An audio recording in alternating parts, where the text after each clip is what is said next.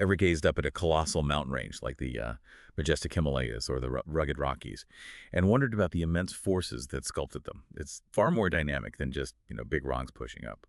Welcome to the Deep Dive, where we unpack your sources to bring you the most fascinating insights. Today we're taking a deep dive into Earth, an introduction to physical geology by Tarbuck, Aleutians, and Pisa, specifically exploring the incredible processes of mountain building.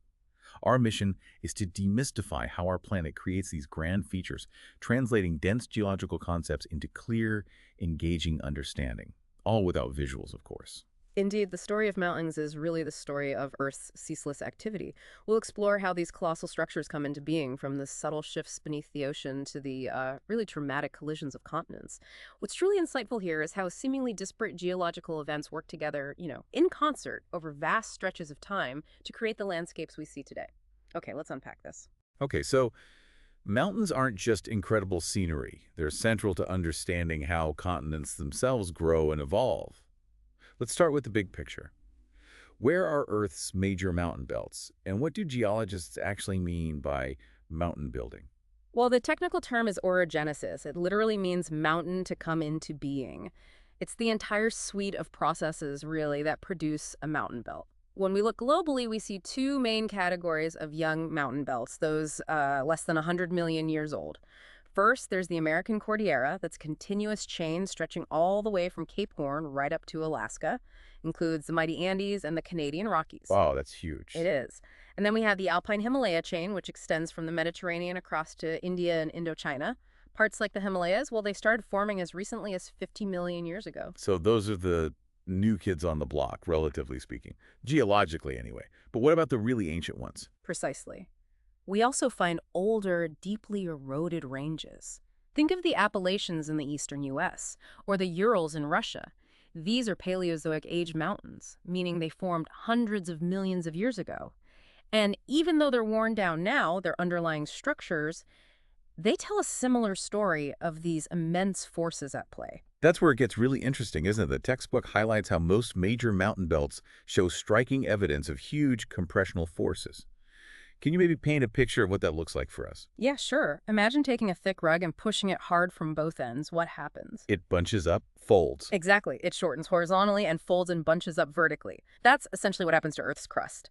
It gets squeezed, causing massive folds and what we call thrust faults in the rocks. And this process also generates intense heat and pressure, which leads to metamorphism and igneous activity too. For centuries, geologists really struggled to explain what force could cause such immense deformation.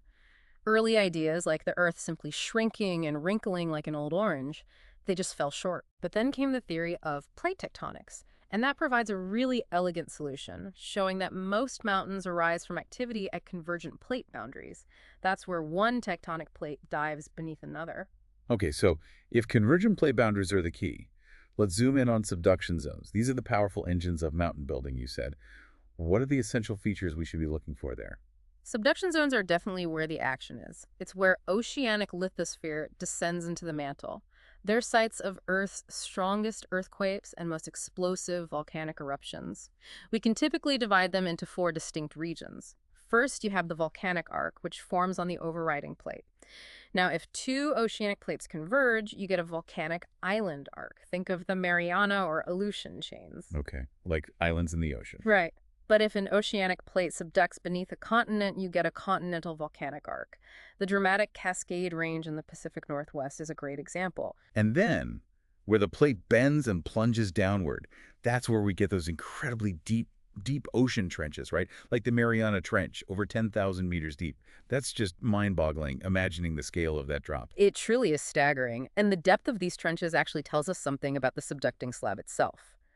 Colder, denser slabs, they tend to descend more steeply, creating deeper trenches. Oh. Conversely, a warmer, more buoyant slab, like, say, the Juan de Fuca plate off Washington and Oregon, it won't create as deep a trench, partly because it doesn't sink as aggressively, and also because sometimes a lot of sediment from rivers can fill it in. Right, makes sense.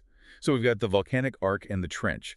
What about the other two regions around these active zones? Okay, so between the trench and the volcanic arc lies the forearc region. This is basically a space where volcanic debris and marine sediments pile up. And then on the side of the volcanic arc, opposite the trench, we have the back arc region. Now, this is particularly interesting because even though we're at a convergent boundary plates coming together, we often see tensional forces at play here. Stretching. Tension. At a convergent boundary, that sounds completely counterintuitive. How does stretching happen when plates are colliding? Yeah, it does seem odd at first. This brings us to something called back arc spreading. See, when a cold, dense slab subducts, it doesn't just slide down nicely. Sometimes it sinks almost vertically. This causes the trench itself to sort of roll back, to retreat. Okay. This creates a kind of vacuum effect, a flow in the soft layer beneath the plates, the astenosphere known as slab suction.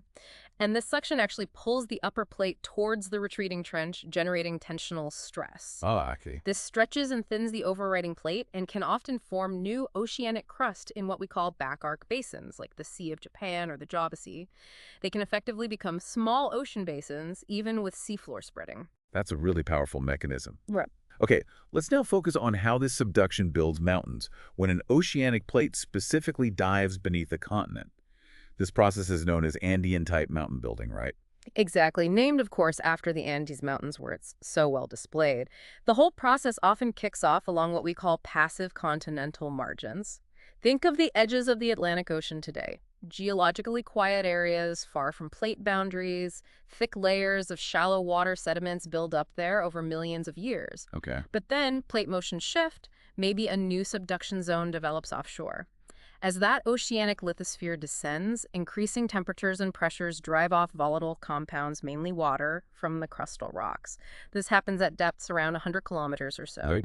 This water then acts like a flux, lowering the melting point of the hot mantle rock above the slab, and that triggers partial melting. You get magma. So again, magma rising, but you mentioned it doesn't all erupt on the surface, Yeah. right? A lot of it stays buried. Exactly right. Much of this magma, which starts out basaltic, undergoes magmatic differentiation as it slowly rises through the thick continental crust. It becomes more silica-rich, more viscous, more buoyant, but a significant percentage, perhaps most of it, never actually reaches the surface. Instead, it crystallizes slowly at depth to form these immense igneous intrusions called batholiths. Batholiths. Yeah, huge bodies of solidified magma, and these effectively thicken Earth's crust from below. Like the Sierra Nevada batholith in California, right?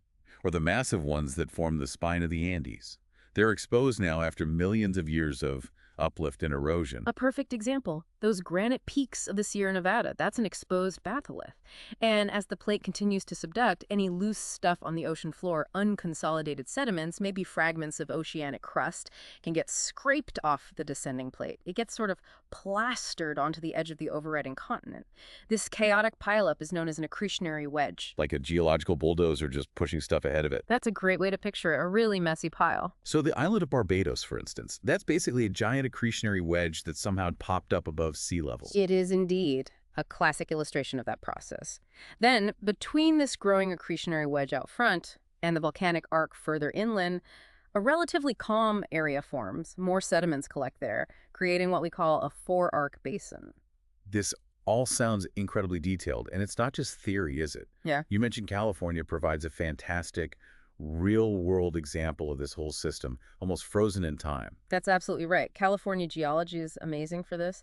The Sierra Nevada range, that's the remnant of a huge continental volcanic arc, mostly the batholith core now. Okay. The Coast Range is closer to the Pacific. They were built from a vast accretionary wedge. Lots of scraped off oceanic material. Right. And the Great Valley in between them, that's what's left of the forearc basin that formed between the wedge and the arc. It's like a perfect geological cross-section laid out for us. It shows the history of subduction that shaped the western edge of North America. Okay, so that's when oceanic crust goes under a continent. But what happens when the buoyant continental lithosphere itself gets involved? You said it's too light to subduct properly, so you end up with a truly massive collision. Absolutely. Now we're talking about the really big mountain ranges. Most of Earth's grandest mountain belts are actually generated when buoyant crustal fragments or even entire continents collide with a continental margin. We tend to see two main types of these colossal collisions. First, there's what's called Cordilleran-type mountain building. It's named after the North American Cordillera, which we talked about earlier. This typically happens in oceans like the Pacific, where you have high rates of seafloor spreading balanced by equally high rates of subduction. In this setting, various crustal fragments, maybe island arcs or microcontinents, or even submerged oceanic plateaus, which are like thick patches of oceanic crust that get carried along on the subducting oceanic plate. Like passengers on a conveyor belt. Exactly. And eventually they reach the subduction zone and collide with the active continental margin. So these pieces of crust just get added or sort of welded onto the continent, like geological Legos being snapped into place. Is that a fair analogy? That's actually a great analogy. These added blocks are called terrains. They're distinct crustal fragments, each with its own unique rock formations and often a different fossil record, showing they came from somewhere else. They were transported by plate tectonics. Now, when these large buoyant fragments reach a subduction zone, they resist going down. They don't subduct easily, if at all.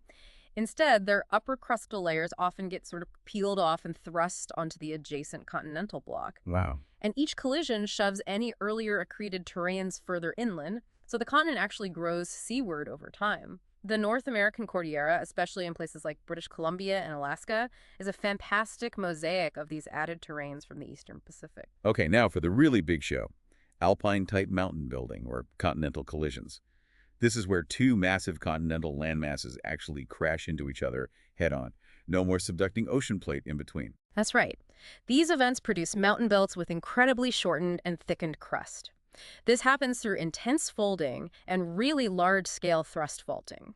The zone where the two continents eventually and permanently weld together is called the suture. The suture. Okay. And sutures often preserve fascinating rocks called ophiolites. These are basically slivers of oceanic lithosphere, bits of the old ocean crust and upper mantle that got caught and trapped during the collision, like geological scar tissue. Another really noteworthy feature of these collisions are fold and thrust belts. These are mountainous zones where thick sequences of shallow marine sedimentary rocks, the stuff that was laid down on the continental shelves before the collision, get scraped off their basement, pushed inland, folded intensely, and stacked one upon another along huge thrust faults. You can actually see these. Oh, absolutely. Think of the Appalachian Valley and Ridge Province or the front ranges of the Canadian Rockies. Those are classic fold and thrust belts. Incredible. Let's look at a couple of specific examples. First, the Himalayas. Earth's youngest collisional mountains, and they're still actively rising today, right? They are indeed. The mountain building episode that created the Himalayas began roughly 50 million years ago. India, which had broken off from the southern supercontinent Gondwana and been rapidly drifting northward for tens of millions of years, finally slammed into Asia. And before this collision? Well, before the collision, Asia had an Andean-type margin, a subduction zone with volcanoes. India's northern margin, on the other hand, was a passive continental margin like the Atlantic coast today, having accumulated thick layers of sediments and shallow seas. And then that tremendous impact just squeezed and uplifted all that accumulated sediment and rocks so dramatically. I read that we find tropical marine limestones way up on top of Mount Everest. That just blows my mind. It's absolutely true. It testifies to the immense power of these collisions.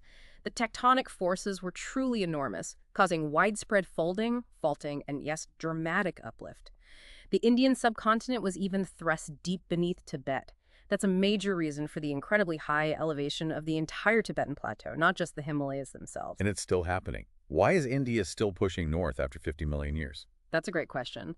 The collision certainly slowed India's northward migrations significantly, but it didn't stop it completely. India has penetrated at least 2,000 kilometers into Asia since the collision began. This has caused massive deformation within Asia itself, something called continental escape. Large blocks of the Asian crust, particularly in Southeast Asia, were literally squeezed eastward out of the way of the collision zone. Wow. This happens partly because India is an ancient, strong continental shield, so it remained largely intact. Asia, or at least that part of it, was made of more recently assembled, perhaps weaker crust, so it deformed more extensively. It's a vivid demonstration of continents literally buckling and flowing under pressure. Amazing. And then we have the Appalachians, a much older range, but an equally fascinating story, showing how continents can assemble over vast stretches of time through multiple collisions. The Appalachians are indeed a complex tale. They're really the result of three distinct major mountain building episodes, or orogenies, spanning hundreds of millions of years. And these ultimately culminated in the assembly of the supercontinent Pangaea. Okay, walk us through it. Well, it began maybe around 600 million years ago with the closing of an ancient ocean basin, older than the Atlantic. The first major collision event was the tectonic orogeny around 450 million years ago. That's when a volcanic island arc, similar to Japan today, collided with ancestral North America. Okay, step one. Then came the Akkadian orogeny about 350 million years ago. This involved the collision of a smaller continental fragment, a microcontinent hitting the coast. Adding another piece. Exactly. And the grand finale was the Alleghanian orogeny. This is when Africa itself eventually collided with North America as Pangaea formed. The whole continent. Yes, between about 250 and 300 million years ago. This massive collision displaced the earlier accreted material further inland and profoundly deformed the continental shelf sediments into those distinctive fold and thrust belts we see in the Valley and Ridge Province today. And interestingly, when Pangaea eventually broke up again around 180 million years ago, the new rift that formed the Atlantic Ocean opened up east of this suture zone. Wow. So it left remnants of Africa effectively welded onto the North American plate. The rocks under Florida, for example, are thought to be a piece of Africa left behind, a silent testament to that ancient collision. That's incredible. So far, we've talked a lot about compression plates pushing together. But mountains can form in other ways too, right? What about mountains that are born from stretching and pulling apart instead of squishing together? Absolutely, that's a really important point. While most major mountain belts are compressional, we also have fault block mountains. These form in extensional environments, places where tensional forces are stretching and thinning the lithosphere. This often happens during continental rifting, where a continent is trying to pull apart. So the opposite of collision. Pretty much. As the lithosphere thins, hotter mantle rock from below upwells. This heats the overlying crust, making it less dense, which causes it to bulge upwards. At the same time, the rigid upper crust can't stretch like taffy, so it breaks. It fractures into large blocks along high-angle normal faults. These blocks then tilt. One edge gets uplifted dramatically, forming the mountain range, while the other edge drops down, forming a basin or valley. Like the stunning Teton Range in Wyoming. You can almost see that tilted block shape where one side shot up over 2 kilometers above Jackson Hole. That is a perfect textbook illustration, a very dramatic example. Another much vaster example is the Basin and Range Province. This covers a huge area, much of Nevada, parts of Utah, California, Arizona. Right, I've driven through there. Lots of parallel mountains and valleys. Exactly. Here, Earth's brittle upper crust has been broken into hundreds of nearly parallel mountain ranges, called horsts, separated by downdrop valleys called grebens, which fill with sediment. Now, what caused all that stretching? Well, one widely accepted model suggests it started around 25 million years ago. Subduction along the California coast largely ceased around then. The northwestward motion of the Pacific plate relative to the North American plate then started to exert these immense tensional forces, basically ripping and stretching the crust over this wide area. Oh, okay. The upwelling mantle from below also contributed to the region's generally high elevation, giving us the pattern of fault block mountains and basins we see today. So it's not always direct pushing or pulling at the boundary itself. Sometimes it's the aftermath of a plate boundary change, or the way plates slide past each other, that causes the stretching and mountain building inland. Precisely. It's complex. There's another model, too, involving something called delamination. The idea here is that the cold, dense lower part of the lithospheric mantle, might have actually detached from the crust above it and sunk down into the deeper mantle. Leveled off. Kind of, yeah. This would allow hot, buoyant mantle material to flow rapidly upwards to replace it, pushing the crust up, heating it, and causing it to spread out under gravity, again producing those tensional forces and the characteristic basins and ranges. It's still debated exactly which mechanism dominated. Fascinating. This has been an incredible tour of how mountains are built. But what about after the initial formation? How do these massive structures stay so high for so long? Or why do they eventually erode away? There must be more to it. You're absolutely right. This brings us to a really fundamental geological concept called isostasy. The easiest way to think about it is to imagine wooden blocks of different thicknesses floating in water. The thicker blocks will float higher. Right. But they also have deeper roots extending below the waterline compared to the thinner blocks. Well, Earth's relatively low-density crust behaves similarly. It essentially floats on the denser, more deformable mantle beneath it. So compressional mountains, because they involve crustal thickening, remember the rug analogy, they stand high not just because they pile up material, but because they have these buoyant crustal roots extending deep down into the mantle, supporting them from below. Okay, so it's like an iceberg. A lot of it is unseen below the surface. That's a very good analogy. And this leads to the principle of isostatic adjustment. That means. It means the crust is constantly trying to find its gravitational equilibrium. If you add weight to the crust, it will slowly sink lower into the mantle. If you remove weight, it will slowly rise or rebound. Like a ship being loaded or unloaded with cargo, it sinks or rises in the water. Exactly the same principle. Yeah. We saw clear evidence of this after the last ice age, when huge, 3-kilometer thick ice sheets covered large parts of North America and Scandinavia. The immense weight pushed the crust down by hundreds of motors. Oh. Since the ice melted, maybe 10, 15,000 years ago, those regions, like around Hudson Bay or in Scandinavia, have been slowly rebounding. Hudson Bay has risen by over 300 meters already, and it's still rising. Incredible. So how does this apply to mountains eroding? Well, it means that as erosion, wind, water, ice gradually wears down the peaks of a mountain range, it's removing weight from the crust. Unloading the ship. Precisely. So the crust actually rises in response to this reduced load. This process is called isostatic uplift. So erosion and uplift continue in this dynamic balance. As the top gets eroded, the whole block rises, exposing deeper rocks. This continues until the crust eventually thins back down to a normal thickness, and the once deeply buried core of the mountain range, maybe those batholiths we talked about, gets exposed at the surface. It's a constant, slow-motion negotiation. And are there other things besides crustal thickness that can affect a region's elevation over the long term? Yes, even deep mantle convection, the slow churning of rock within the Earth's mantle, can play a role, although it's harder to pin down. Broad upwelling of unusually hot mantle material, sometimes called a superplume, can cause broad, gentle upwarping of the overlying lithosphere over huge areas. Southern Africa, for instance, has a surprisingly high average elevation, nearly 1,500 meters. That might be partly due to mantle upwelling beneath it. Okay. Conversely, areas of downward flow in the mantle might cause the crust above to subside, forming large basins. Some think detached, sinking subducted slabs could pull the overriding continent downward slightly. This makes me wonder, is there an upper limit to how high a mountain can actually get? I mean, why aren't the Himalayas infinitely tall if India is still pushing? That's a crucial question, and it leads us to the final concept here: gravitational collapse. Think about it. As mountains grow taller and taller, gravity exerts more and more downward force, especially on the rocks deep inside the mountain range. Eventually, the rock deep within the core of the mountain, which is under immense pressure and is also hotter and therefore weaker, begins to deform. It starts to flow slowly outward laterally, almost like thick pancake batter spreading on a hot griddle. It can't support the immense weight above it indefinitely. So the mountain starts to spread out at its base. Essentially, yes. The slow, ductile spreading at depth, coupled with brittle failure like normal faulting and subsidence in the upper, cooler crust, is what we call gravitational collapse. The mountain range effectively starts to collapse under its own weight. So why are the Himalayas still rising then?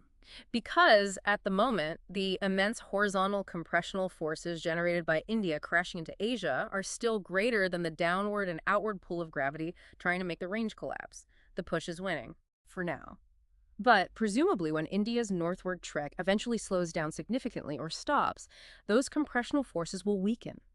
Then gravity, along with weathering and erosion, will become the dominant forces, and the mountains will slowly begin to relax and collapse outward and downward. It's a testament to the Earth's constant dynamism, isn't it? A slow-motion wrestling match between these immense tectonic forces trying to build things higher and gravity always working relentlessly to level things out. Wow, what an absolutely incredible journey through Earth's most majestic creations. We've truly seen how these tiny, slow movements over unimaginable eons can create these towering, dynamic peaks. We really have. We've unpacked the forces of orogenesis, focusing on convergent plate boundaries. We explored the distinct features of subduction zones, looked at how Andean-type mountains form, and then the really big collisions that create collisional mountain belts, like the Andes, the Sierra Nevada, the Himalayas, and the ancient Appalachians. Right. And we also touched upon fault block mountains, showing that it's not always about compression. Extension plays a role, too. And we learned about the absolutely crucial role of isostasy and isostatic adjustment and the ongoing balancing act of Earth's crust. Plus, that fascinating concept of gravitational collapse that ultimately dictates, how high a mountain can truly soar before gravity starts pulling it back down. It really emphasizes that our planet is incredibly active, doesn't it? Constantly rebuilding and reshaping itself, often on scales we can barely comprehend in our daily lives. Yeah. It gives us these breathtaking landscapes that we often perhaps take for granted. Definitely. Next time you see a mountain, hopefully you'll know it's not just some static landform. It's a dynamic, living monument to Earth's incredible geological power, a testament to forces that are still shaping our world right now. For the deep dive, and on behalf of the Last Minute Lecture team, thank you so much for joining us on this geological adventure. Keep exploring.